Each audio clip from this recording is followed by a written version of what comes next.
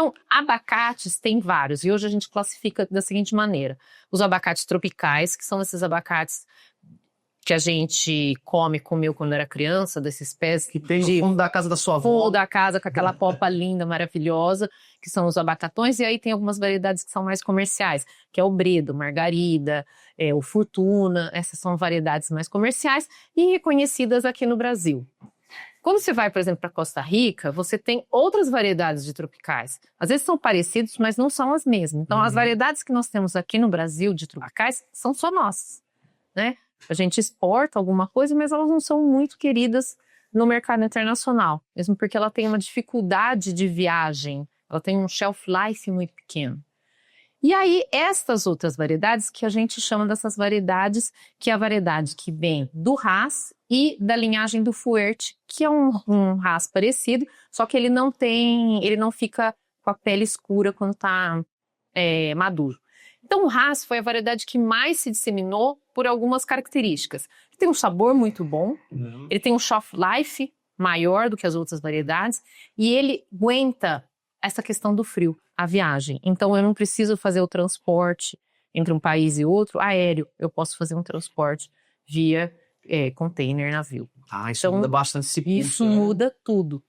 E aí a gente, desde o começo, meus pais começaram a trabalhar com essa variedade por um acaso. Por acaso, como é que foi isso? Seu pai acordou, sua mãe falou, vamos plantar isso aí, achei, ou como é que eu tirei isso da cartola, vai? Na década de 70, meu pai começou a fazer, ele trabalhava com reflorestamento já, existia um projeto do governo de produção, projetos não só de reflorestamento, mas de ampliação de áreas para produção de alguma coisa. Na época, ele escolheu a fruticultura e plantou várias, junto com uma empresa do Paraná, plantou várias variedades de abacate para a produção de óleo.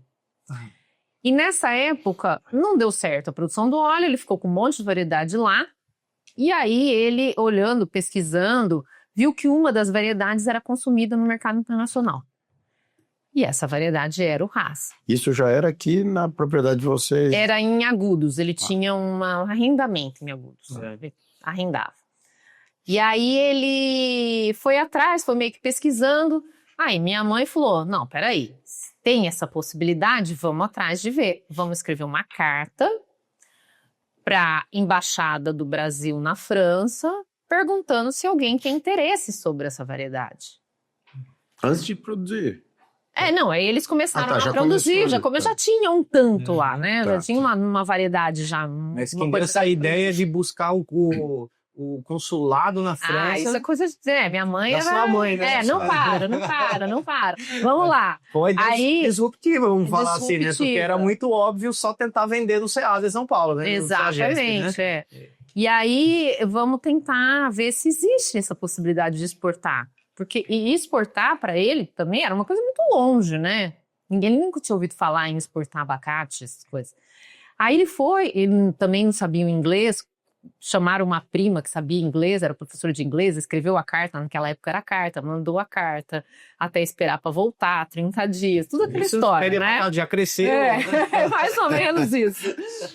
Aí receberam a resposta da carta e ele falou, tem todos esses importadores aqui na França. Manda carta para eles e veja se eles têm interesse. Aí conseguiram, realmente mandaram a carta e realmente 2, 3 responderam. Não, nós temos interesse. Por favor, pode enviar. Vamos começar a pensar em enviar. E aí, em 80, foi a primeira exportação feita para a França. Então, o negócio já nasceu com a exportação. Sim, né? Interessante. E aí foi focado, aí meu pai se especializou nisso, foi atrás de melhoria genética da produção, foi atrás de melhoria tecnológica na parte de exportação, de logística, porque as companhias marítimas não queriam fazer o embarque. Falou, não, fruta dentro do negócio, vai chegar estragado, vou ter problema. Aí ele insistiu, né? Conseguiu lá e conseguiu mandar a embalagem. No começo até a gente adequar qual embalagem era certa, não era, tinha furo, não tinha para o ar correr ali dentro. Não, foram várias tentativas, tecnologias desenvolvidas, tudo no erro e acerto ali para E não era container refrigerado, nada. Era, não, ele era já era. refrigerado, mas ainda não era com atmosfera controlada, tinha todo um... Foi galgando espaço para entender qual era o melhor modelo. Entendi. E é interessante porque a gente sempre, quando está pensando em agregar valor ao produto, normalmente o produtor rural tradicional, ele tende a... Cara, eu não entendo disso, né? E busca mais ali realmente a venda do produto dele. E aí quem comprar meu produto que se vire o que vai fazer com ele, né? E logo desde o começo vocês já entraram no modelo que fugiu à regra de todo mundo, né? Já voltar para exportação. Acho não, com certeza aí nos anos 80, essa ideia do agro brasileiro maravilhoso exportando para o resto do mundo não existia isso. Né? O Brasil era um importador de alimentos nos anos 70, né? Então foi uma ideia muito realmente pioneira e assertiva que veio da sua mãe, né? O meu praticamente. Pai, o pai engenheiro agrônomo na produção ali, olhando. O meu pai fala isso, ele fala assim: se eu tivesse escutado minha mulher, minha vez seria muito. Escuta seu esposo. Pensa bem, eles não são. Tem experiência. Não, e realmente, eu acho que essa questão, meu pai. Ele é engenheiro agrônomo de formação, formado na Exalc e tal. E aí ele teve uma visão muito voltada à produção e sempre ficou muito envolvido, né, com a produção. E aí esses insights que tem e essas contrapartidas do casal fazem uma diferença incrível. Sim, fez toda a diferença. Incrível, exatamente. Vocês, né? E o apoio, né? E principalmente o apoio. Vai que se estourar, tô aqui para garantir. Vamos lá. Mas sabe que uma particularidade, né, muito da turma da Exalc, mas o agrônomo veterinário, a formação acadêmica dessa turma é muito de produção e é muito pouco de negócio. Até 2 exemplos, né? Tava vendo o você fez um dos últimos episódios aí com o Danilo, que falou: Danilo, de 20 anos atrás, o que você teria feito diferente? Não, eu teria estudado um pouco mais de administração, um pouco mais de gestão, né? Do que só a parte de produção. E eu costumo falar, às vezes, quando tem essas famílias que tem, né, uma pessoa ou 2 ali que estão no campo e tal, e essas pessoas têm dificuldade de traduzir eventualmente para quem está fora do negócio. Que louco que dá, como é que é o negócio, como é que não é, e não tem nem paciência para isso, então não tem essa formação de gestão, de administração, que é muito a chave para mudar uma fazenda comum para virar uma empresa. Então sempre o que a gente tem identificado sempre quando tem alguém de fora da produção palpitando e apoiando, né, junto na liderança, os negócios tendem a dar certo. É uma característica muito relevante desde o começo. Quanto antes a administração e gestão entra no negócio da fazenda, mais fácil do negócio, né, se tornar né, sustentável no tempo. Por aí. Com ampliação, né? E principalmente essa é uma questão, essa é a briga de gerações, né? Que daí você chega muito nesse ponto de que a formação, né, acadêmica, principalmente da área agrícola, né, da área de engenharia de agronômica, ela vai muito mais para a área de produção, como você comenta, e aí entra os filhos com uma nova geração, trazendo um pouquinho desse modelo, e aí tem aí os seus entraves. Sim. Queria que você me contasse um pouco isso, porque no começo, então, a gente produzia abacate e exportava. Isso já era por si só algo muito inovador, mas não ficou nisso. Né? Vocês passaram depois por toda uma transformação de uma certa industrialização. Vocês têm uma fábrica, né? E onde isso começou? Isso foi já com a chegada da nova geração ou ainda na época do seu pai já funcionava isso daí? Não, foi ao longo do tempo, né? Como é que a segunda geração entra no negócio? Meu pai, ele ficou, acho que até... O Vitor é o mais velho, ele também é formado em agronomia, e meio que, por razão, ele já voltou direto para trabalhar direto, que depois que ele se formou, ele voltou para trabalhar direto com a fazenda. Nessa época, a fazenda estava indo muito mal. A gente tinha um problema muito mal de produtividade. Estávamos realmente perdendo clientes na Europa, que era o nosso carro-chefe, com perdia. Eu mandava fruta, gastava um dinheiro, chegava lá, a fruta não estava boa, questão de qualidade de produção, produtividade ruim, qualidade de produção muito ruim também.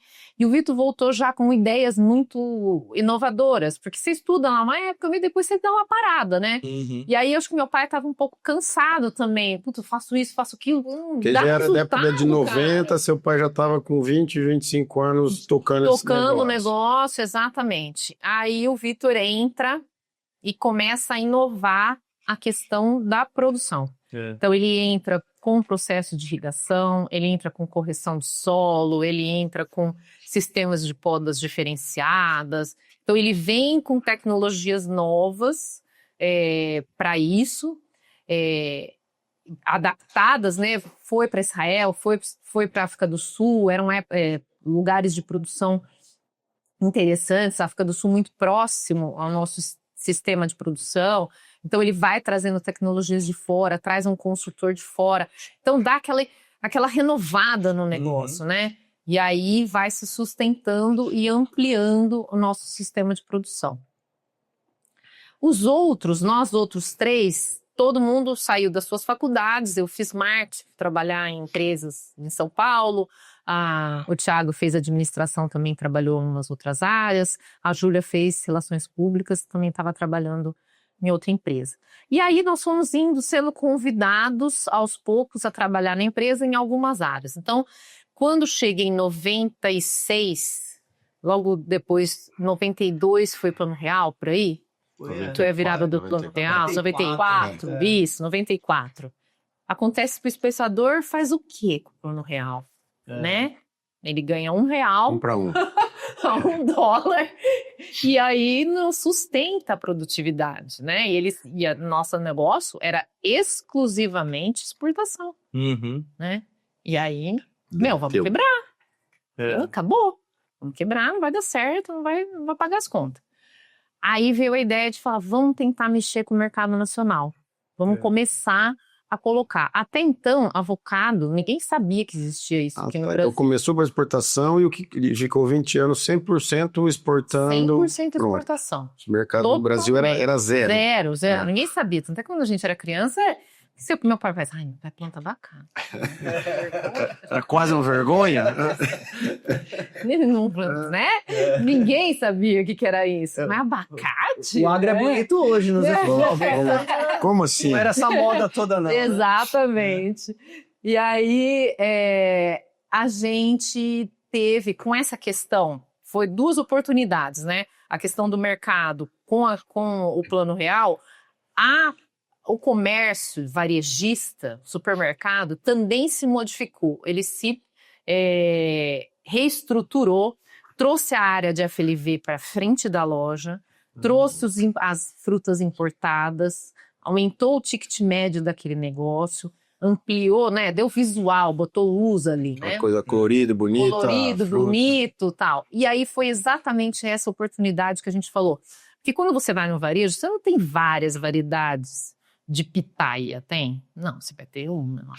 Né? Você não tem várias. O que você tem de variedade é banana, você vai ter 2, 3 no máximo. Você vai ter ali, né, uma laranja, você vai ter a pera, a lima e tal. Mas você não tem, você tem que achar espaço na gôndola, você tem que empurrar um daqui para entrar ali. Então, a gente tinha que entrar no mercado nacional com outro nome. Não podia ser abacate. Né? E também, Hass. Quando você fala Hass em português, com um H no meio, 2 S. Um negócio meio o quê? Né?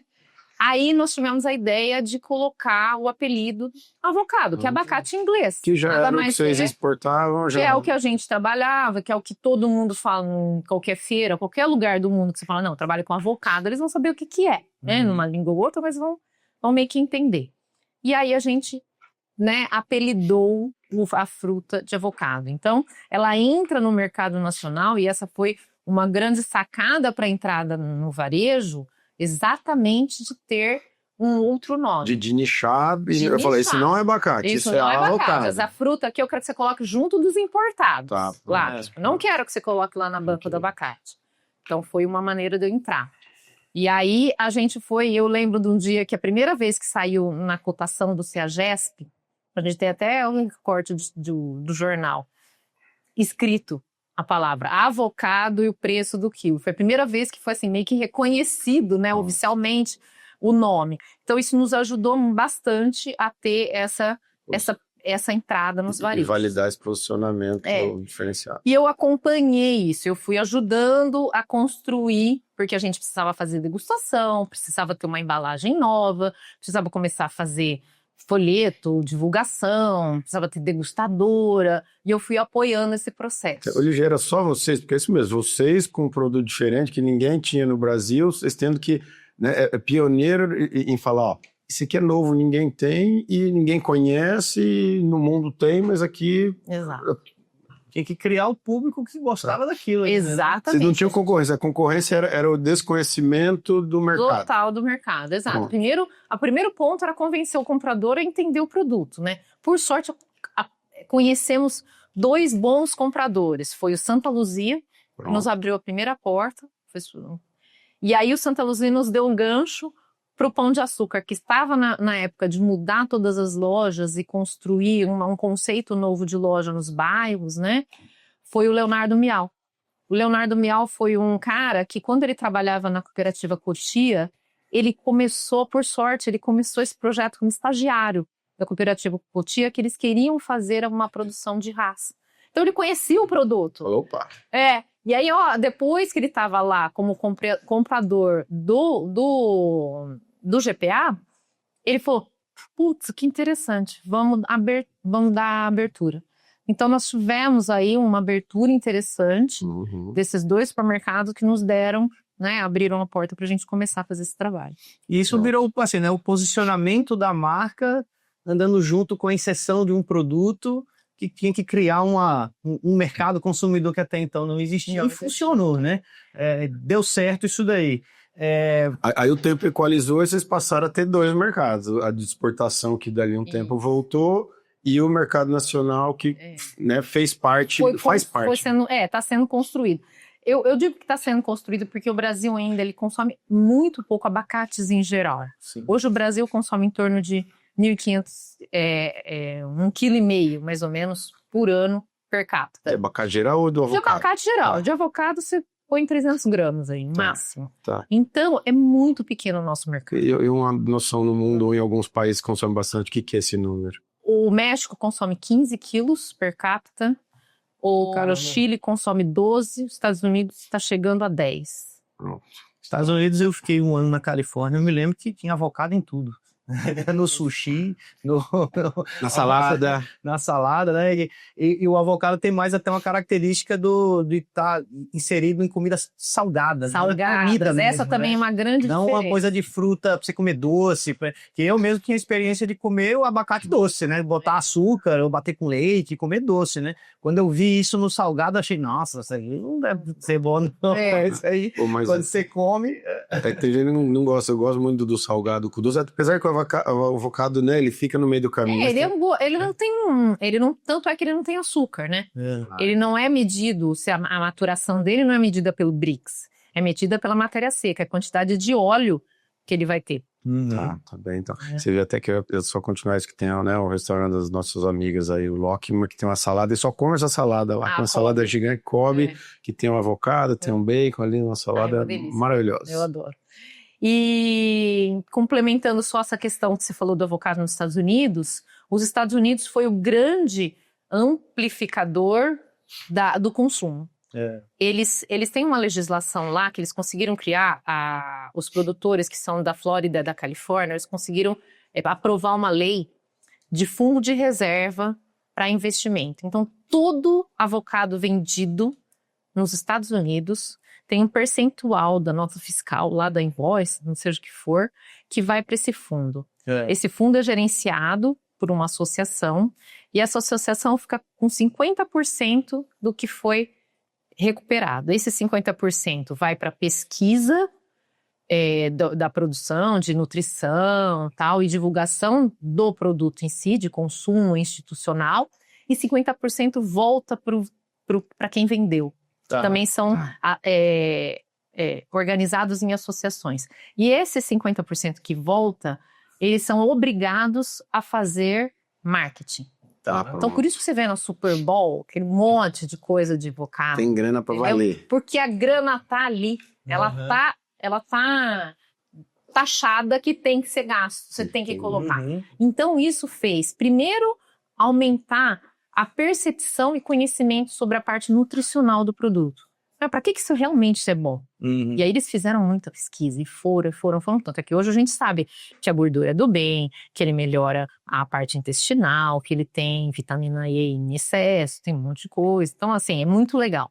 E aí eles também ampliam essa questão de consumo, receitas, como que eu faço, como que não, e faz o que eu experimentar. Sim. Então isso é mais legal. E aí depois vocês desenvolvem, né, o mercado nacional e em algum momento vocês passam a ter um valor agregado dentro da fazenda. Como foi essa virada aí? Aí vai mais coisa. É que entra essa jornada que você tá lá, né? De quando teve o mercado nacional, começou a diferenciar um produto a par de marketing, eu tô pensando já, a Lígia já chegou ali também, aí... E aí vai a próxima. Exatamente. Aí é o próximo capítulo. Aí O entra o próximo Thiago. capítulo entra o Thiago. Que nesse momento, bom, então alguém tem que tocar no mercado nacional. Quem que vai vender? Aí o Thiago pega essa frente, ele fez administração, tinha trabalhado na Ultragás não, na Unidas, e na Alcoa, e aí ele vê, fala, não, vamos ter que ir para cidades, capitais e começar a fomentar ali a venda, varejo, né, entregar o produto, levar, fazer os compradores. Então ele fica viajando e começa a trabalhar essa parte comercial. Então ele entra na empresa, na área comercial, começa a tocar a venda do mercado nacional. Tudo apoiado, minha mãe começa também a tocar toda essa parte. Quando a gente realmente entra no mercado nacional, minha mãe, que ela tinha se aposentado, e aí ela entra para auxiliar na parte de comércio. Porque meu pai, com a produção, com a exportação, sabe, não dava conta de fazer tudo. E aí a estrutura, nossa, era muito pequena na época. Meu pai tinha 30 funcionários no auge de produção dele, entendeu? Okay. Hoje nós temos quase mil funcionários. Então, assim, é algo totalmente... uma escala 30 totalmente vezes mais. diferente. Ele trabalhava lá, a quantidade de contêineres que ele fazia, a produção, hectares, era bem menor.